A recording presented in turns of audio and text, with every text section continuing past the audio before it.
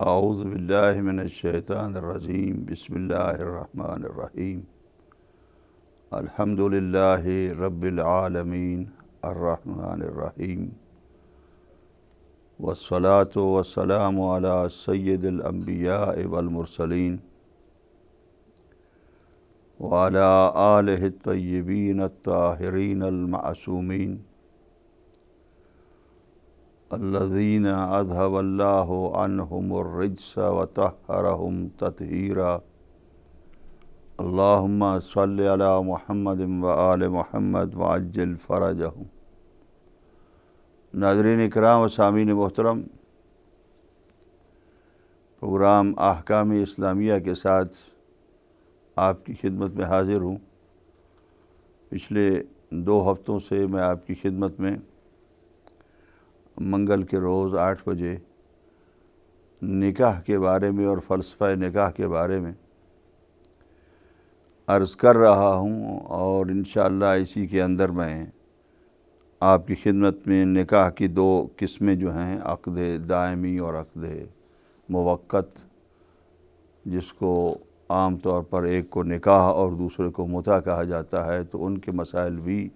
اور احکام جو ہے وہ آپ کی خدمت میں عرض کروں گا۔ یہ چونکہ ایک معاشرے کو سیٹ کرنے کے لیے، ایک معاشرے کو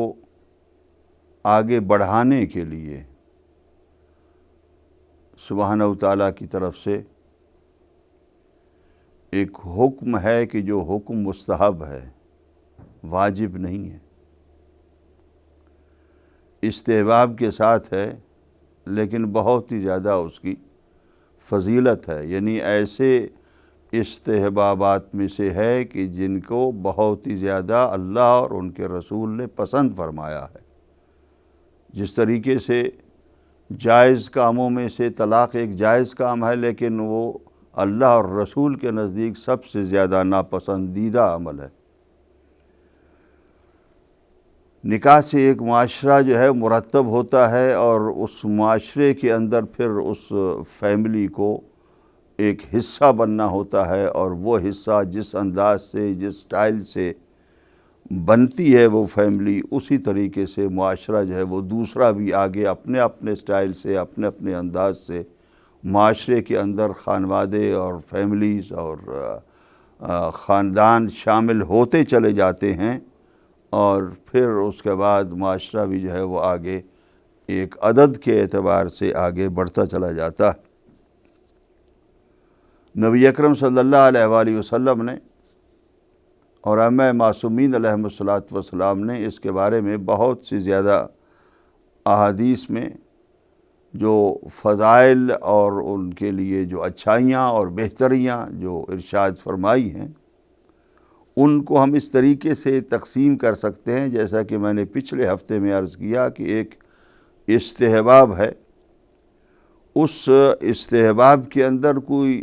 یہ یعنی اولی حکم اولی جسے کہیں، جو پہلا حکم ہے جو نص کے مطابق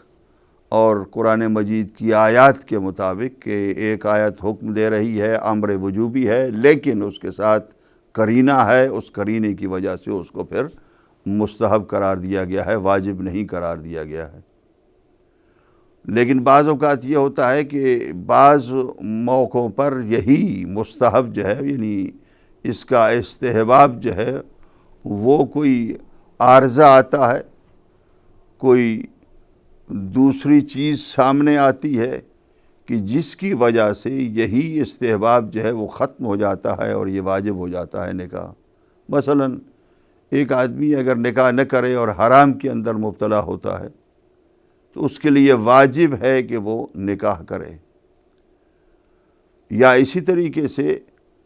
بعض اوقات یہ جائز نہیں ہوتا، حرام ہوتا ہے کہ نکاح کرے انسان۔ مثلا بعض اوقات یہ ہے کہ انسان کے اوپر حج واجب ہے، اور حج کے لیے اس کے پاس جو ہے وہ استطاعت ہے، لیکن اگر وہ نکاح کرتا ہے تو نکاح کا جو خرچہ ہے یا مہر وغیرہ جو ہے اس کے دینے کے بعد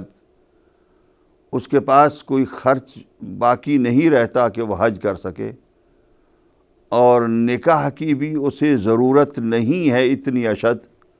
کہ وہ فوری نکاح کرے، تو اس موقع کے اوپر جو ہے اگر نکاح کر لے اور حج نہ کرے تو وہ اس کے لیے جائز نہیں ہوگا، وہ حرام ہوگا۔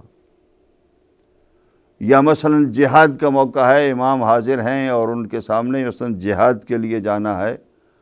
اور جہاد سے وہ پیچھے رہ کر جو ہے وہ نکاح کر لے تو وہ جائز نہیں ہے جب تک کہ امام جو ہے وہ اجازت نہ دیں۔ بہرطور بعض موقعوں پر حکم ثانوی کے طور پر، حکم اولی نہیں، حکم اولی جو ہے وہ استحباب ہے، جیسا کہ میں نے آیات میں پچھلے ہفتے میں آپ کی خدمت میں عرض کیا۔ اور پھر اس کے بعد جو دوسری مصلحت ہے نکاح کے اندر، وہ میں نے عرض کیا کہ انسان برائیوں سے رکتا ہے، بچتا ہے نکاح کے ساتھ۔ جب نکاح کرے گا تو اس کے اندر جو ہے وہ انسان کے اندر ایک پرہیزگاری اور تقوی کا جو ہے وہ یعنی جو بنیاد ہے وہ پڑتی ہے نکاح کے ساتھ۔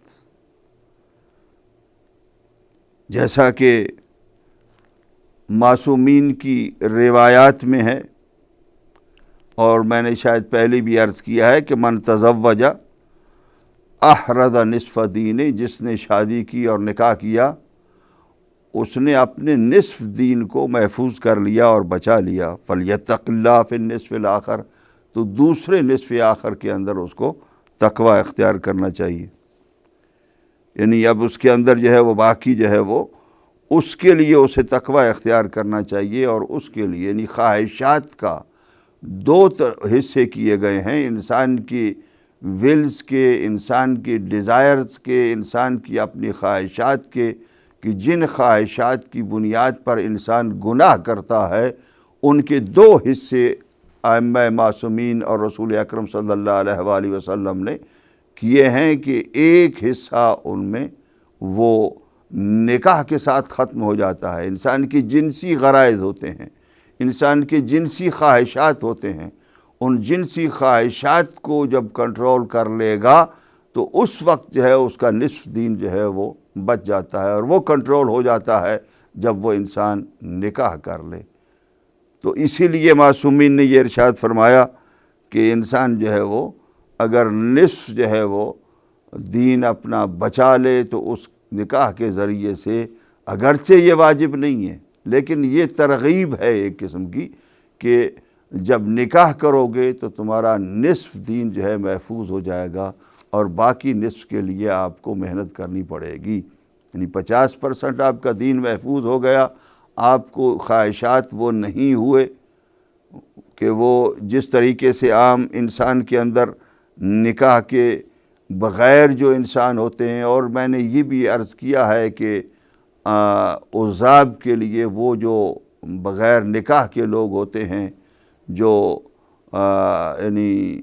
بیچلر ہوتے ہیں، ان کے لیے جو مذمت آئی ہے کہ وہ ان کا دین جو ہے وہ بہت انتہائی ہمیشہ خطرے میں رہتا ہے، اور اگر اسی زندگی کے اندر بیچلر ہونے کی حیثیت سے ان کی موت آ جائے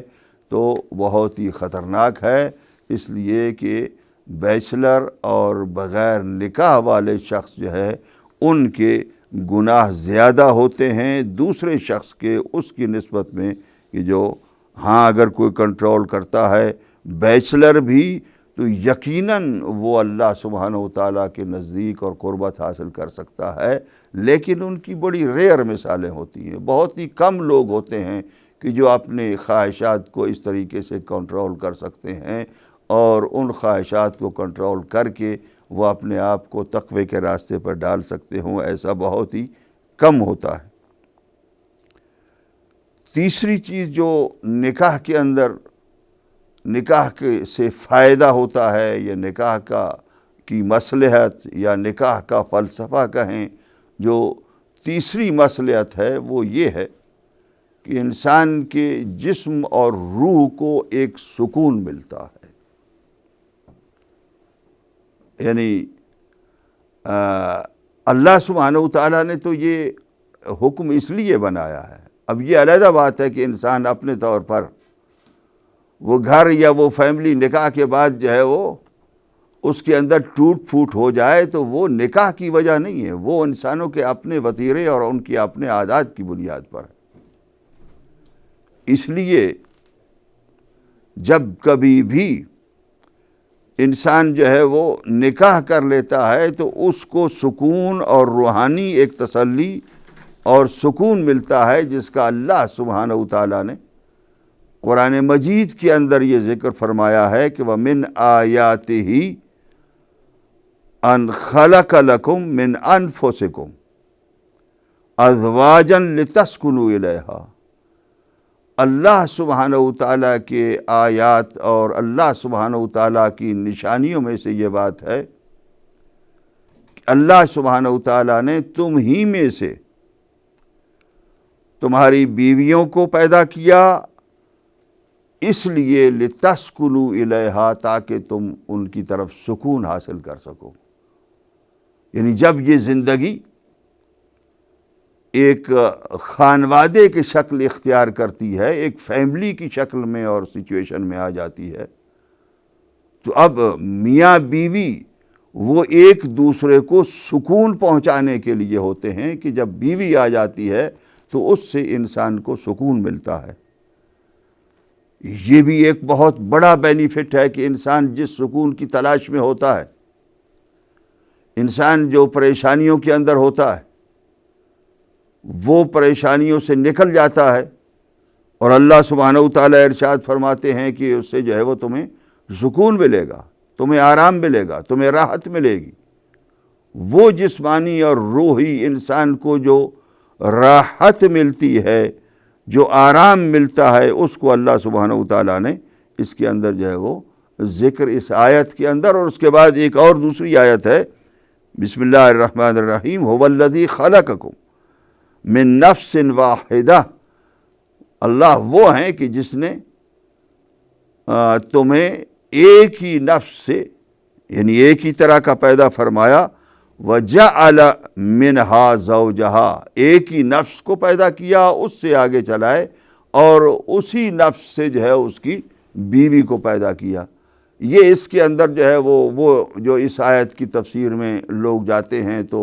اس وقت وہ اختلاف ہوتا ہے کہ آیا حضرت آدم کی پسلیوں سے حوا علیہ السلام کو پیدا کیا گیا یا وہ کسی علیحدہ صورت میں پیدا کیا گیا۔ ہمارا شیعہ علماء کا اور شیعہ مفسرین کا مکتب نظر جو ہے وہ یہ ہے کہ وہ یہ فرماتے ہیں کہ جو حضرت آدم علیہ السلام کی مٹی جو اکٹھی کی گئی تھی، اس میں سے جو باقی مادہ مٹی تھی، اس کے ذریعے سے حضرت حوا علیہ السلام کا جسم جو ہے وہ بنایا گیا، اور اس کے اندر بھی اسی طریقے سے روح پھونکی گئی جیسا کہ حضرت آدم علیہ السلام والا نبینا کے جسم کے اندر روح پھونکی گئی۔ تو یہ جسم دونوں ایک ہی مٹی سے بنائے گئے، اس لیے ارشاد فرمایا اللہ سبحانہ وتعالیٰ نے کہ ایک ہی نفس سے بنایا گیا، تمہیں پیدا کیا گیا، اور اس میں سے یعنی وہ جو اس مٹی میں سے بچی تھی، پہلے حضرت آدم کے جسم کو بنایا گیا، اور پھر اس میں سے جو بچی ہوئی مٹی تھی، اس میں سے حضرت حوا علیہ السلام کو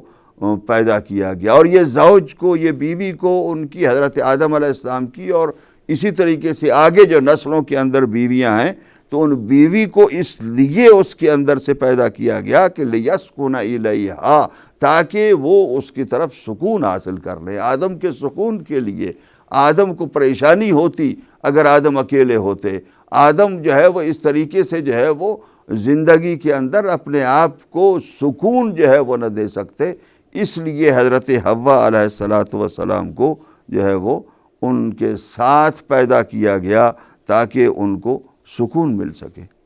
تو یہ ایک مصلحت یہ بھی ہے کہ انسان جب بھی جو ہے وہ نکاح کرتا ہے تو اس کو جسمانی اور روحانی سکون ملتا ہے اس بیوی کی طرف سے، اور یقیناً اگر مومنین کی شادی اور نکاح ہو تو اس کے ذریعے سے یہ یقیناً ملتا ہے سکون۔ اور اس کے بعد یعنی چوتھی جو مصلحت علماء نے بیان فرمائی ہے کہ وہ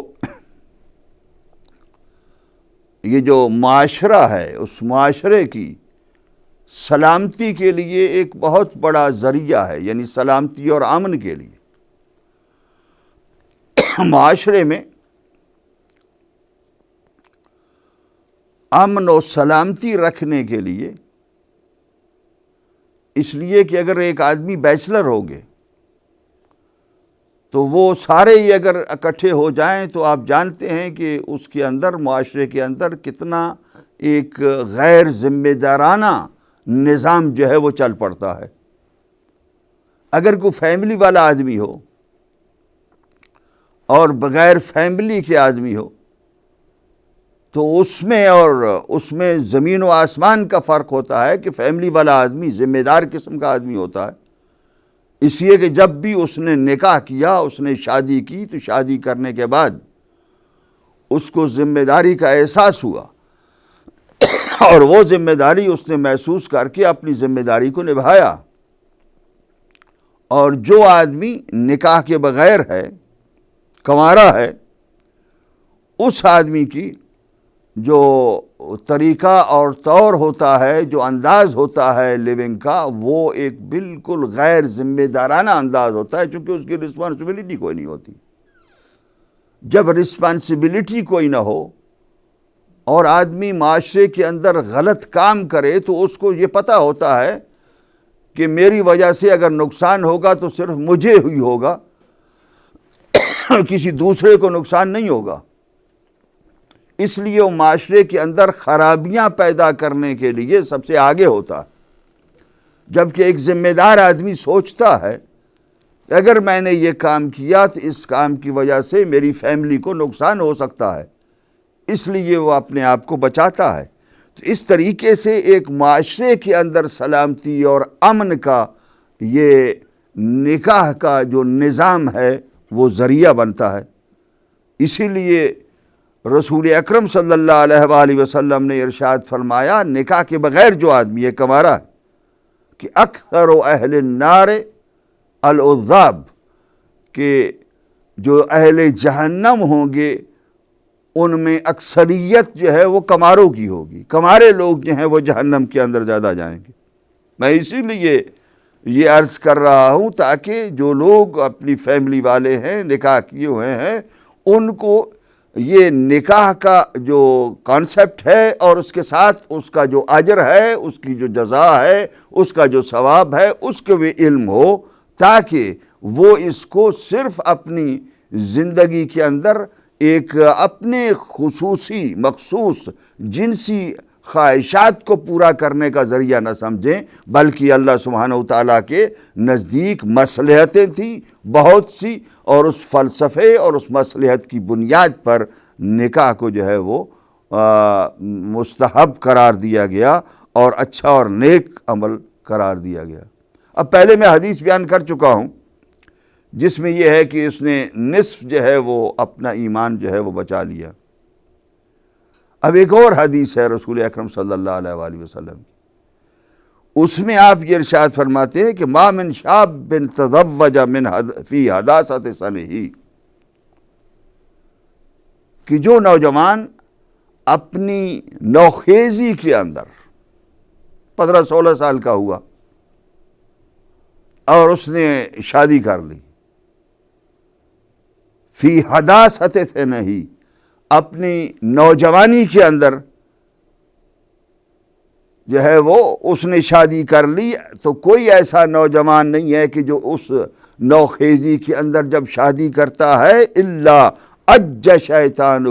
یہاں تک کہ جو اس پر شیطان کام کر رہا ہوتا ہے وہ شیطان چیخ مارتا ہے، یا ویلا، کہ یہ کیا ہو گیا ہے، جی یہ کیا ہو گیا ہے، کہ یہ شیطان جو ہے وہ اس وقت چیخ مار دیتا ہے اور یہ کہتا ہے عاصم منی ثلثاء دینہ،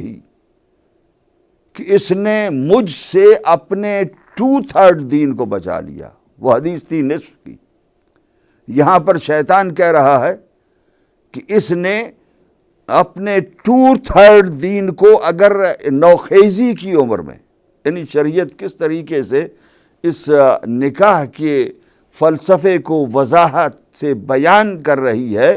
اور اس کی حکمتوں کو کس طریقے سے بیان کر رہے ہیں رسول اکرم صلی اللہ علیہ وآلہ وسلم کہ شیطان چیخ مارتا ہے اور چیخ مار کر یہ کہتا ہے کہ اس نے 2/3 دین کو اپنے کو محفوظ کر لیا، اور شیطان جب یہ کہہ دیتا ہے اور رسول اکرم ارشاد فرماتے ہیں فَلْيَتَّقِ اللَّهَ الْعَبْدُ فِي الثُّلُثِ الْبَاقِي، تو وہ بندے کو خالی 1/3 کی حفاظت کرنی ہے،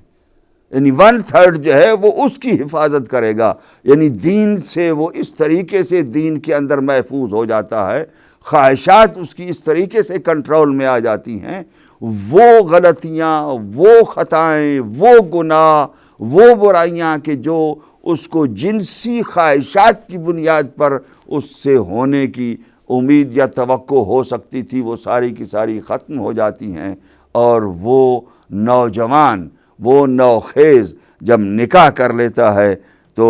اس نکاح کی، یعنی اس حدیث کی اور اس حدیث کے درمیان کوئی ٹکراؤ نہیں ہے، اس لیے کہ وہ عام حدیث ہے، اور یہ خاص حدیث ہے کہ جو نوخیزی کی عمر میں جو ہے، وہ جو 15-16 سال کی جب نوجوانی اس کی ہوئی، یہ 25 سال کے لیے ٹھہرتا نہیں ہے، یا وہ یہ ٹھہرتا نہیں ہے کہ میں کما لوں اور پھر اس کے بعد میں شادی کروں گا، میں گھر بنا لوں اور میں اس کے بعد شادی کروں گا۔ اللہ سبحانہ وتعالیٰ نے ارشاد فرمایا ہے کہ میں رزق عطا فرماؤں گا، میں رزق عطا کروں گا، اور اسی طریقے سے اللہ سبحانہ وتعالیٰ نے اس کے لیے ترغیب دی ہے، اور نبی اکرم صلی اللہ علیہ وآلہ وسلم نے کہ نوجوانی کے اندر اگر